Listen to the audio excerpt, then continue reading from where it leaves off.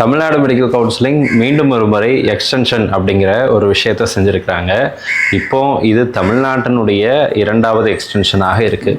Already நமக்கு இன்னைக்கியோட முடிகிறதாக இருந்தது. இது நாளை வரை நவம்பர் 15ஆம் தேதி சாயங்காலம் 5 மணி வரை சாய்ஸ் ஃபில்லிங் சாய்ஸ் லாக்கிங் பண்ணிக்கலாம் அப்படிங்கிற ஆப்பர்ச்சுனிட்டியை கொடுத்துருக்குறாங்க. ஆல் இண்டியா கோட்டா ஆக்சுவலாக நேற்றுக்கே முடிகிறதாக இருந்தது. பட் இது வரைக்கும் எந்த அப்டேட்டும் இல்லை, ஸ்க்ராலிங்கில் எதுவும் விஷயம் சொல்லலை.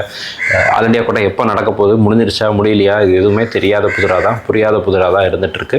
ஸோ இதை காரணம் காட்டி தமிழ்நாடு மெடிக்கல் கவுன்சிலிங்கினுடைய 4th ரவுண்டும் ஒரு குட்டி எக்ஸ்டென்ஷனுக்கு உள்ளாகி இருக்குது.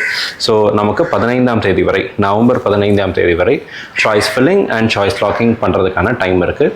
16ஆம் தேதி எடுத்துகிட்டு 17ஆம் தேதி அவங்க ரிசல்ட் ரிலீஸ் பண்ண போகிறாங்க. 17ஆம் தேதியிலேருந்து 20ஆம் தேதிக்குள்ளே நீங்கள் அந்த கல்லூரியில் ஜாயின் பண்ணணும். இந்த எக்ஸ்டென்ஷனால் ரிப்போர்ட்டிங் பீரியட் அப்படிங்கிறதான் குறைஞ்சிக்கிட்டே இருக்குது.